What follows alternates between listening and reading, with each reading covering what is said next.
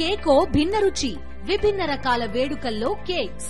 పూర్తి వివరాలకు చదవండి రేపటి సాక్షి హైదరాబాద్ ఎడిషన్. ఇది కేవలం సమాచారంగా మాత్రమే భావించండి. వైద్య నిపుణులను సంప్రదించండి. నిమోనియా వ్యాక్సిన్ అని, ఫ్లూ వ్యాక్సిన్ అని చెప్పేసి 50 సంవత్సరాలు పైబడిన వాళ్ళకి నిమోనియా వ్యాక్సిన్ సజెస్ట్ చేస్తాం. ఏ వయసు వారైనా కూడాను ఫ్లూ వ్యాక్సిన్ అయితే తీసుకోవచ్చు. ఇలాగ నిర్ధారింపబడింది, చేస్తుంటాం అనమాట. Yearly especially for respiratory diseases ఈ వ్యాక్సిన్స్ ఉన్నాయి అని చెప్తున్నారు. ఏమేంటో ఆడియన్స్ ఒకసారి క్లియర్ గా చెప్పండి.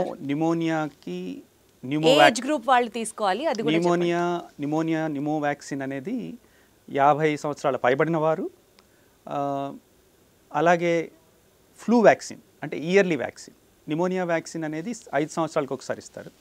ఫ్లూ వ్యాక్సిన్ అనేది సంవత్సరానికి ఒకసారి. ఇదే వర్షాకాలం ఆరంభం తర్వాత ఇదే సీజన్లో ఆగస్ట్ సెప్టెంబర్లో ఇవ్వాల్సిన అవసరం ఉంటుంది. యూజువల్గా ఇప్పుడు అక్టోబర్కి వచ్చేసాం.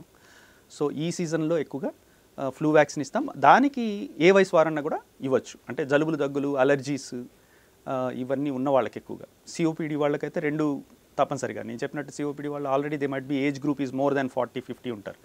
వాళ్ళకి both pneumonia and flu vaccines అవసరం పడుతుంది.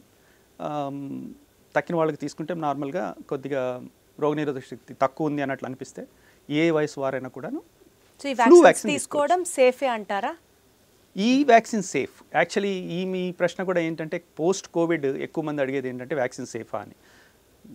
కోవిడ్ పర్యాంతం మనం తీసుకున్నది ఏంటంటే vaccine has come very fast. అప్పటి నీడ్కి త్వరగా తీశారు. ఇప్పుడు ఈ vaccines 9-10 years like pediatric vaccines ఉంటాయి కదా, చిన్నపిల్లల్లో ఇచ్చే వ్యాక్సిన్స్, ఆ విధంగా ఎంతో రీసెర్చ్ చేసి 9-10 ఇయర్స్ తర్వాత తీసిన వ్యాక్సిన్సే. కాబట్టి ఈ vaccines are very safe, nothing to worry about it. So ఇది వైద్యుల పర్యవేక్షణలోనే తీసుకోవాలి అయినా కూడా.